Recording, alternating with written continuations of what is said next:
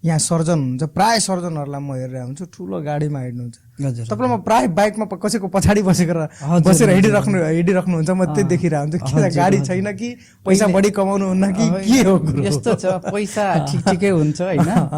गाडीको कुरा आयो भने म अहिले जग्गा लिएँ होइन विराटनगरमा। अब मेरो सोचै विराटनगरमा बसिने नै हो होइन। विराटनगरमा जग्गा लिएँ, अब घर सर बनाउँछु विराटनगरमा नै। त्यसपछि चाहिँ गाडी ल्याउला होइन। त्यो पछिको कुरा अहिले सङ्घर्षमा नै छु म। कस्तो हुन्छ डक्टरहरूको कमाइ चाहिँ कस्तो हुन्छ?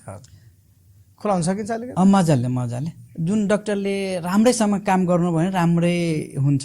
त्यस्तो भन्नु जस्तो मासिक रूपमा एउटा अन्दाजी हेर्ने भने एउटा सर्जनको, हजुर जस्तो यहाँ आफै ल्याप्रोस्कोपिक सर्जन हुन्छ, हजुर एउटा सर्जनको मिनिमम चाहिँ कति होला? केस अनुसार हुन्छ। कस्तो हुन्छ भने हाम्रो केस अनुसार कुनै महिना चाहिँ एकदमै केस मैले गरेँ, अपरेसन धेरै गरेँ, धेरै पैसा हुन्छ होइन एउटा कुरा। आज कुनै महिना अलिक कम गरेँ, कम पैसा हुन्छ। त्यस्तो छ। जस्तो यहाँको छोरी छ कि छोरा? दुईटा छोरा छ मेरो, दुईटा बाबु छ। हजुर। अब दुईटा छोराहरूलाई भोलिको दिनमा ठुलो भइसकेपछि के बनाउने इच्छा छ यहाँको? अब घरको प्रेसरले गर्दा त डक्टर नै बनाउने हो, तर डक्टरमा एउटा विडम्बना के छ भने म भनिराखेको छु, म जस धेरैलाई अपरेसन गरेँ कि, तर कसैले थ्याङ्क यू र चिया खाऊ डक्टर चिया भन्दैन है। त्यो हाम्रो नेपालमा हाम्रो समाजमा त्यस्तो कन्सेप्ट छ होइन।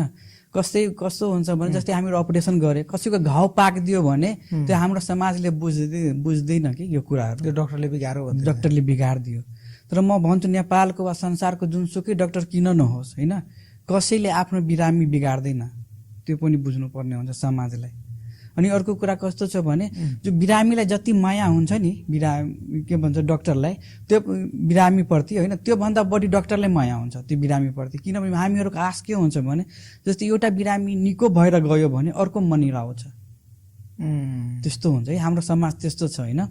तर पनि अस्पताल भिड लिएर पुगिदिन्छन्। त्यो एउटा समस्या मृत्यु भयो, त्यो समस्या छ। कुनै डक्टर म भन्छु, म होइन, म बाहेक जति होला संसारमा सबै डक्टरलाई भन्छु, कसैले नराम्रो बन्न वा नराम्रो गर्न कसैले खोज्दैन, कसैले। के सन्देश दिन चाहनुहुन्छ यो विषयमा हाम्रा सम्पूर्ण दर्शकहरूमा?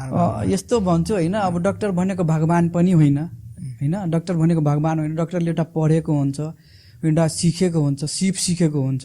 त्यो बिरामीलाई कसरी राम्रो बनाऊ होइन, त्यो नै हुन्छ है। त्यो कुनै डक्टरले कसैलाई बिगार्दैन।